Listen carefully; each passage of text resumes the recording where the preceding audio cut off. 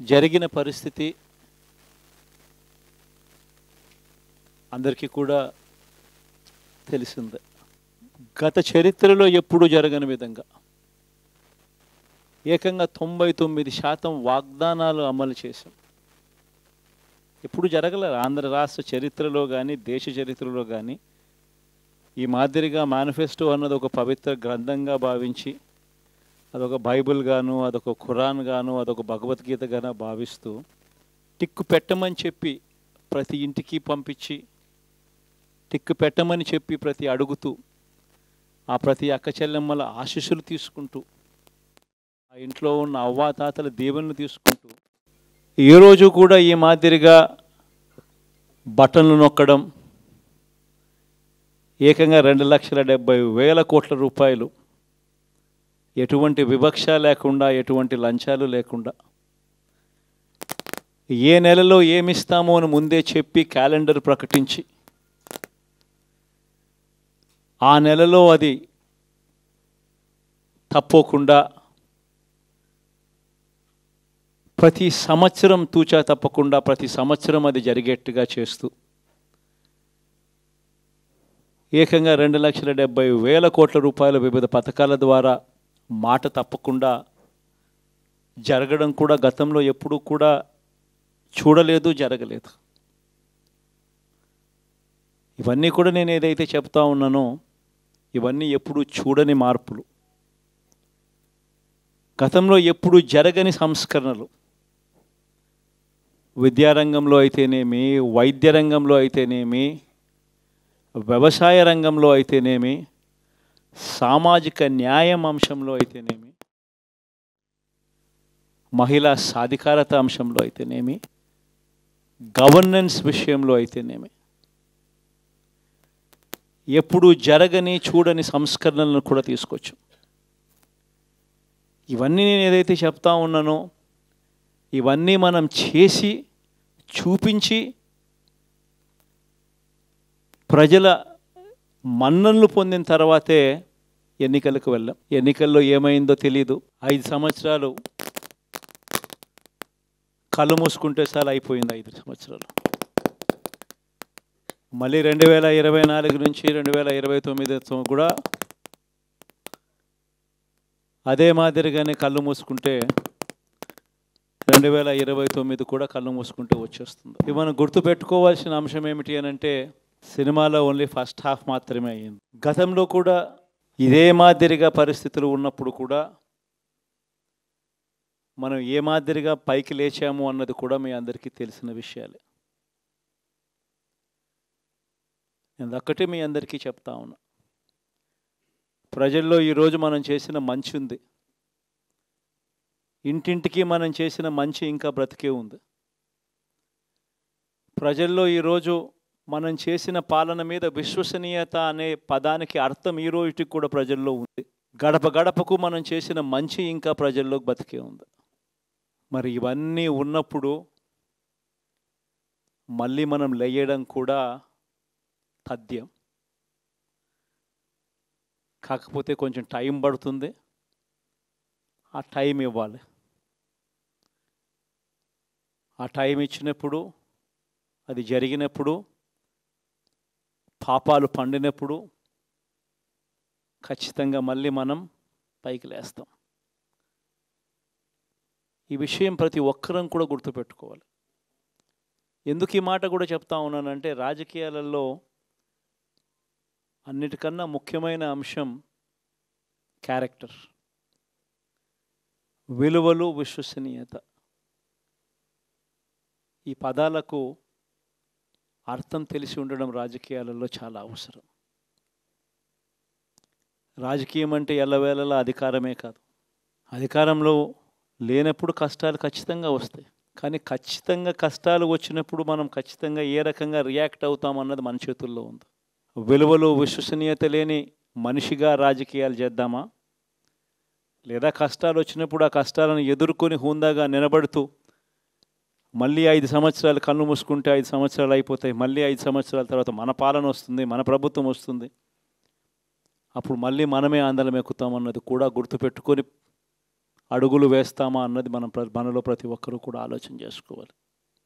ఇదే మన ప్రభుత్వం అధికారంలో ఉన్నప్పుడు కులం చూడలేదు, మతం చూడలేదు, ప్రాంతం చూడలేదు, రాజకీయాలు చూడలేదు. చివరికి ఏ పార్టీకి ఎవరు ఓటు వేశారు అన్నది కూడా చూడకుండా ప్రతి పథకము కూడా డోర్ డెలివరీ చేయించాం మనం. అర్హత మాత్రమే ప్రామాణికంగా తీసుకొని ప్రతి పథకము, ప్రతి మంచి కూడా ప్రతి ఇంటికి డోర్ డెలివరీ చేయించాం. అలా ప్రతి మంచి, ప్రతి పథకము డోర్ డెలివరీ చేసిన ప్రభుత్వం మనదైతే, పాలన మందైతే, ఈరోజు కేవలం వాళ్ళ పార్టీకి ఓటు వేయలేదు అని మాత్రమే, ఓటుకు వేయకపోవడమే పాపం అన్నట్టుగా ఈరోజు రావణ కాష్టం సృష్టిస్తూ ఉన్నారు, విధ్వంసం చేస్తూ ఉన్నారు, ఆస్తులు నష్టం చేస్తున్నారు, కొడతా ఉన్నారు, అవమానిస్తూ ఉన్నారు. ఇవన్నీ శిశుపాలుని పాపాల్లో భాగాలుగా ఇవన్నీ అప్పుడే పాపాలు మొదలయ్యాయి. ఒకవైపున మనమేమో మనకు ఓటు వేయకపోయినా కానీ ఏ రోజు కూడా డిస్క్రిమినేషన్ చూడలేదు. అటువంటి వాళ్లకు కూడా మనం డోర్ డెలివరీ చేసిన ప్రభుత్వం పాలన మందైతే, ఈరోజు కేవలం ఓటు వేయలేదన్న ఒకే ఒక కారణంతో ఏకంగా కొడతా ఉన్న పాలన వీళ్ళది. ఈ పాపం ఊరికే పోదు. రెండవ పాపం చంద్రబాబుది కూడా అప్పుడే పండింది. బహుశా కేంద్రం ఈ రకమైన కేంద్రంలో ఈ రకమైన పరిస్థితులు బహుశా ఎప్పుడు ఉండిండవేమో. ఈ రకంగా కేంద్రంలో 240 ఎంపీలు మాత్రమే వచ్చిన పరిస్థితులు, రాష్ట్రంలో ఏకంగా వీళ్ళకు కూడా ఈ మాదిరిగా మంచి నెంబర్లు వచ్చిన పరిస్థితులు, ఎన్డీఏలో మళ్ళీ చక్రం తిప్పుతా ఉన్న పరిస్థితులు. ఇలాంటి పరిస్థితుల్లో కూడా ప్రత్యేక హోదాను అడక్కపోవడం చంద్రబాబు చేసిన మరో పాపానికి కూడా మరో నాంది. ఇలాంటి పరిస్థితుల్లో కూడా ప్రత్యేక హోదా మనం అడిగి తెచ్చుకోలేకపోతే రాష్ట్రంలో ఏ ఒక్క యువకుడు కూడా క్షమించడు చంద్రబాబు నాయుడు. మనం కొంచెం ఈ పాపాలు పండేదాకా మనం గట్టిగా దీన్ని నిలబడగలిగితే, ముందుకు తీసుకొని పోగలిగితే ఈ పోరాటాన్ని ఆటోమేటిక్గా శిశుపాలుని 100 పాపాలు ఫాస్ట్గా ఎరోడ్ అయిపోతాయి. కాబట్టి ప్రతి ఒక్కరూ ఈ విషయాలన్నీ గుర్తుపెట్టుకోమని కోరుతాం. ఎన్ని బహుశా నేను చెప్పేటివన్నీ కూడా మీ అందరికీ కూడా తెలియనేటివి కాదు. కేవలం నేను మీ అందరికీ గుర్తు మాత్రమే చేస్తా ఉన్నా. కష్టాలు రావడం అన్నది సర్వసహజం. కష్టాలు ఇలా మనం ఎదుర్కొని నిలబడడం అన్నది మన చేతుల్లో ఉన్న అంశం అన్నది మాత్రం ఖచ్చితంగా ప్రతి ఒక్కరూ గుర్తుపెట్టుకోమని మీ అందరితో కూడా కోరుతా ఉన్నాను. శాసనసభలో, చట్టసభలో మీ సభే అన్నిటికన్నా ముఖ్యమైన సభ అవుతుంది. ఓటు వేయలేదు అన్న ఒకే ఒక కారణంతో మనుషుల్ని కొడతా ఉన్న పరిస్థితుల్లో, మనుషుల్ని అవమానిస్తూ ఉన్న పరిస్థితుల్లో,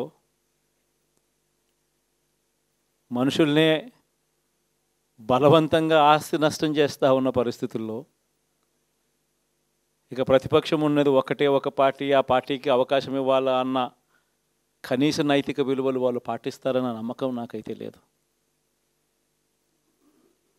కాబట్టి మీరు చేయాల్సిన పాత్ర గొప్పది, చాలా ఉంది అన్నది మాత్రం గుర్తుపెట్టుకోండి. రాబోయే రోజుల్లో యాక్టివిటీ లెవెల్స్ అనేది ఆటోమేటిక్లీ పెరుగుతాయి. రాష్ట్ర వ్యాప్తంగా ఉన్న కార్యకర్తలందరినీ ఎవరినైతే వాళ్ళు ఇబ్బందులు పెట్టారో ఖచ్చితంగా వాళ్ళందరికీ మనోధైర్యం ఇస్తూ వాళ్ళ గ్రామాలకు వెళ్ళి వాళ్ళకు తోడుగా ఉండే కార్యక్రమాలు చేసే కార్యక్రమాలు జరుగుతాయి. రాబోయే రోజుల్లో ఇంకా టైం గడిచే కొద్దీ ప్రజల్లోకి వెళ్ళే కార్యక్రమాలు ఇంకా ముమ్మరం అవుతూ పోతాయి. చివరికి ప్రజల్లోనే ఉంటాం. ప్రజలతో కలిసి పోరాడే కార్యక్రమం వేగంగా టైం గడిచే కొద్దీ మనము వేగంగా అడుగులు ముందుకు వేస్తాం. ఒకటి మీ అందరికీ చెప్తా ఉన్నా, ఏకంగా 14 నెలలు పాదయాత్రలు చేశాం. ఆ వయసు ఈ రోజుటికి నాకుంది. ఆ సత్తువ ఈ రోజుటికి నాకుంది. కాబట్టి మీరు మాత్రం ప్రతి ఒక్కరూ గుర్తుపెట్టుకోండి, ఆ టైం వచ్చేదాకా మీ పాత్ర చాలా కీలకం. ప్రతి ఒక్కరూ ఈ విషయాన్ని మాత్రం గుర్తుపెట్టుకొని మీ అందరితో కూడా సవినయంగా వేడుకుంటా ఉన్నాను.